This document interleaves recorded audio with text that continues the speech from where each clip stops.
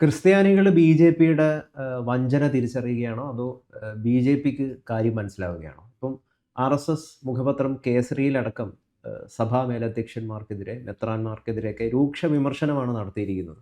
എഫ്.സി.ആർ.എ ഭേദഗതി ബില്ലിനെ ഇവര് കാര്യം മനസ്സിലാക്കാതെ വിമർശിക്കുന്നു. തെരഞ്ഞെടുപ്പിൽ പോലും ബി.ജെ.പിയെ പിന്നിൽ നിന്ന് കുത്തിയിരിക്കുന്നു എന്നൊക്കെ പറഞ്ഞുകൊണ്ടാണ് വിമർശനം. അപ്പോൾ ഒരു ക്രിസ്ത്യൻ വിരുദ്ധ അല്ലെങ്കിൽ ക്രിസ്ത്യാനികൾക്ക് എതിരെയുള്ളൊരു പോരാട്ടം ബി.ജെ.പിയിൽ ആരംഭിച്ചു. നമ്മളിതിൻ്റെ അകത്ത് മനസ്സിലാക്കേണ്ട ഒരു കാര്യം, ബി.ജെ.പിയുടെ ഒരു ബേസിക് ക്യാരക്ടർ എന്താ? ബി.ജെ.പിയുടെ ബേസിക് ക്യാരക്ടർ എന്ന് പറഞ്ഞാൽ അത് ഹിന്ദുത്വ വിശ്വാസത്തിൻ്റെ അടിസ്ഥാനത്തിലുള്ളതാണ് എന്നെല്ലാവർക്കും അറിയാവുന്നൊരു കാര്യമാണ്. ഹിന്ദുത്വ പാർട്ടിയാണ് ബി.ജെ.പി എന്ന്. അവർക്ക് പക്ഷേ എങ്ങനെയാണ് മുസ്ലിങ്ങൾക്കൊപ്പം നിൽക്കാനായിട്ട് പറ്റുക? അവർക്കെങ്ങനെയാണ് ക്രിസ്ത്യാനികൾക്കൊപ്പം നിൽക്കാനായിട്ട് പറ്റുക?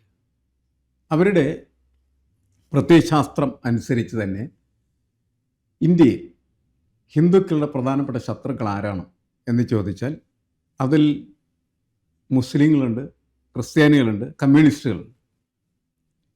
ഇതാണ് അവർ പ്രധാനമായിട്ടും വിചാരധാരയിലൂടെയൊക്കെ പ്രചരിപ്പിക്കുന്നതെന്നുള്ള കാര്യം നമ്മൾ മനസ്സിലാക്കേണ്ടത്. അപ്പോൾ അത് മുസ്ലിങ്ങളും അതേപോലെ തന്നെ ക്രിസ്ത്യാനികളും ബി.ജെ.പിയുമായിട്ട് എപ്പോഴും ഒരു സംഘർഷത്തിലാണ്.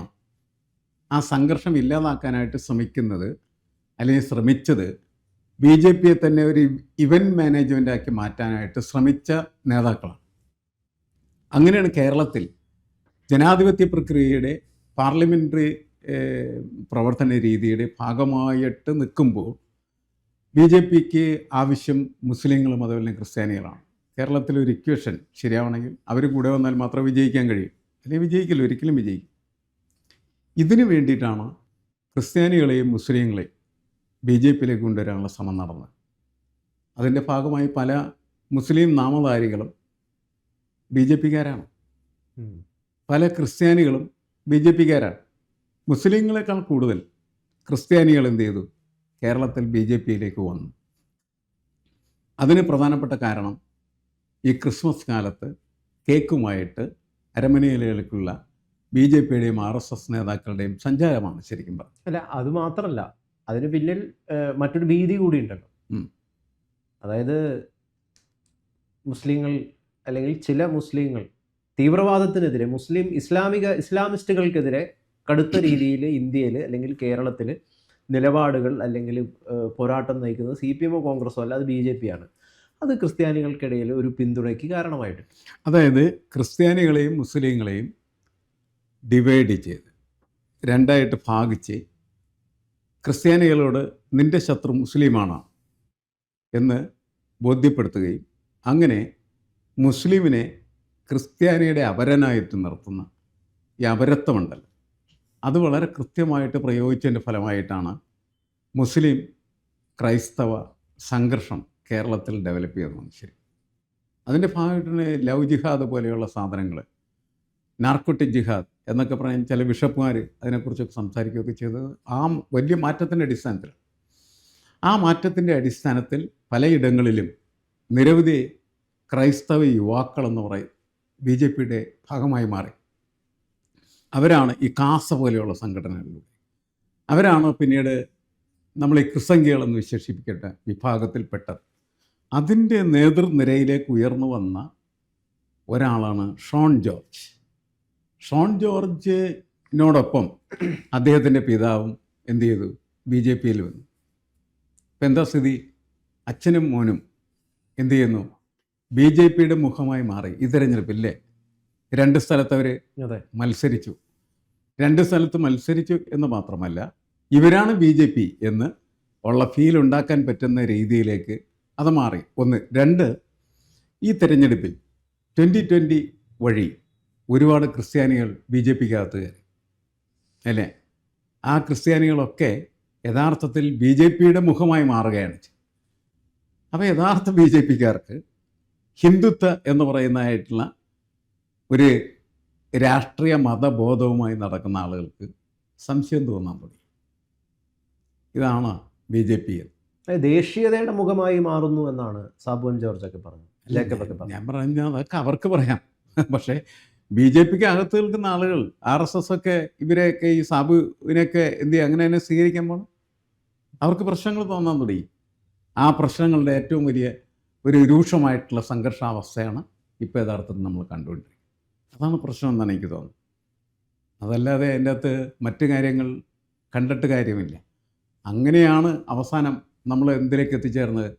ഈ പുതിയ ബില്ലുണ്ടല്ലോ, വിദേശ ഫണ്ട് കേരളത്തിലേക്ക് വരുമ്പോൾ അതിൻ്റെ കൃത്യമായിട്ടുള്ള കണക്ക് കാണിക്കണം എന്നല്ലേ, മഠങ്ങളിലേക്കും പള്ളികളിലേക്കും വരുന്നതായിട്ടുള്ള കാശ് നിങ്ങൾ എന്താ ചെയ്യണം എന്ന് ഞങ്ങൾക്കറിയണം എന്ന് കേന്ദ്ര ഗവൺമെൻറ് പറയാനായിട്ട് തുടങ്ങിയ സമയത്ത് സഭ പറഞ്ഞു ഇത് സഭയ്ക്കെതിരാണ് എന്ന് പറഞ്ഞു.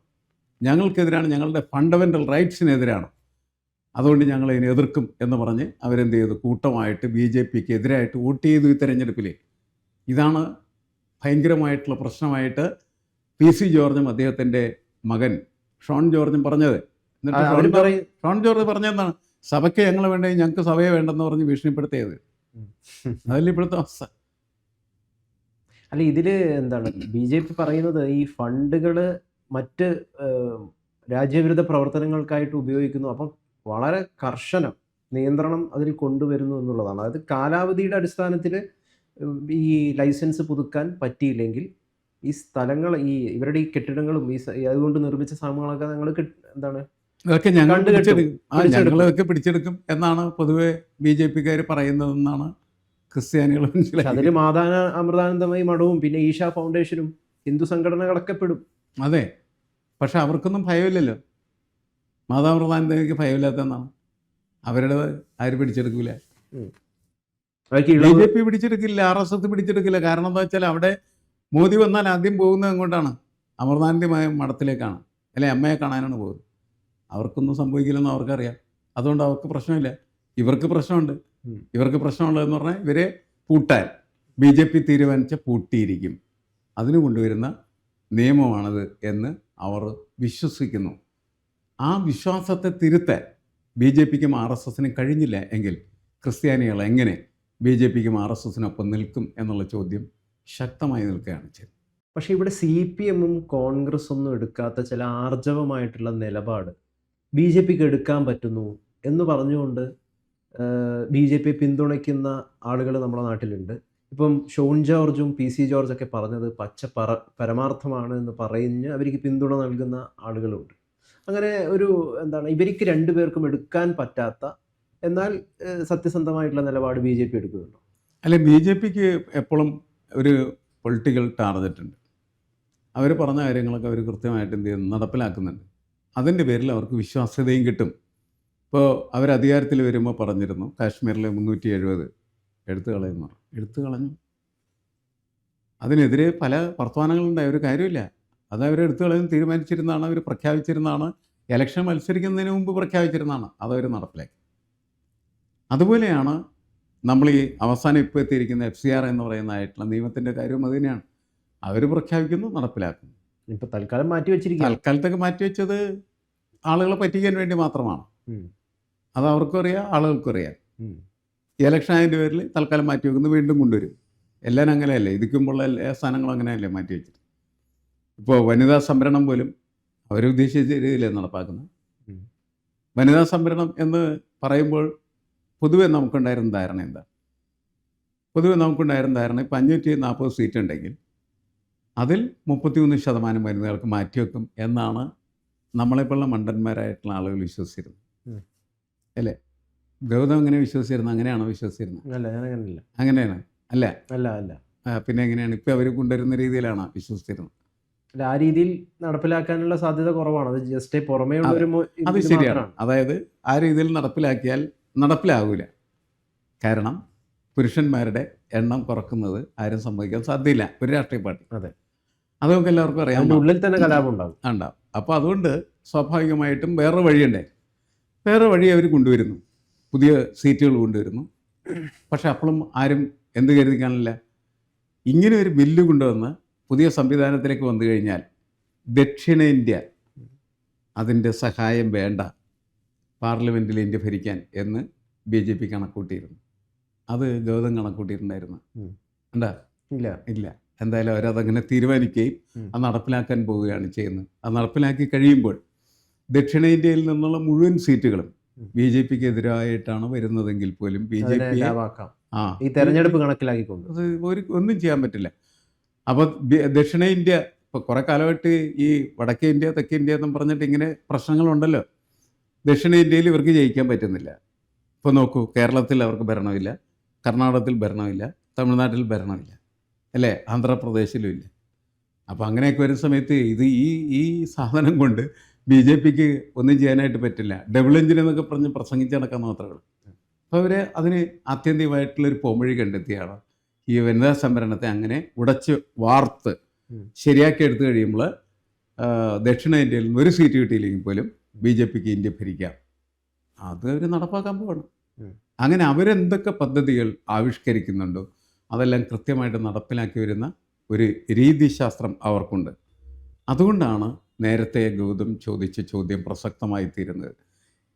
ഇടതുപക്ഷത്തിനും വലതുപക്ഷത്തിനും കഴിയാത്ത, അല്ലെങ്കിൽ കോൺഗ്രസിനും കമ്മ്യൂണിസ്റ്റുകൾക്കും കഴിയാത്ത കാര്യങ്ങൾ വളരെ കരുത്തോടെ പ്രവർത്തിക്കാൻ കഴിയുന്ന അല്ലെങ്കിൽ നടപ്പിലാക്കാൻ കഴിയുന്ന പാർട്ടിയാണ് ബി ജെ പി. അതുകൊണ്ട് ഞങ്ങൾ ബി ജെ പി ആവുന്നു എന്ന് പറഞ്ഞ് പല ആളുകളും ബി ജെ പി ആവും. കാരണം അതൊരു ക്രെഡിബിലിറ്റിയുടെ പ്രശ്നമാണ്. ആ ക്രെഡിബിലിറ്റി അവരെന്ത് ചെയ്തിരിക്കുന്നു, നിർമ്മിച്ചു കഴിഞ്ഞിരിക്കുന്നു. അത് ആർക്കെതിരെ എന്നുള്ളത് പ്രശ്നമല്ല. അവർക്ക് മുസ്ലിങ്ങളെ സൂചിപ്പിക്കേണ്ട കാര്യമില്ല, ക്രിസ്ത്യാനികളെയും സൂചിപ്പിക്കേണ്ട കാര്യമില്ല, കമ്മ്യൂണിസ്റ്റുകളെയും സൂചിപ്പിക്കേണ്ട കാര്യമില്ല. അവർക്ക് അവരുടെ അജണ്ട മാത്രം അജണ്ട മാത്രം നടപ്പാക്കി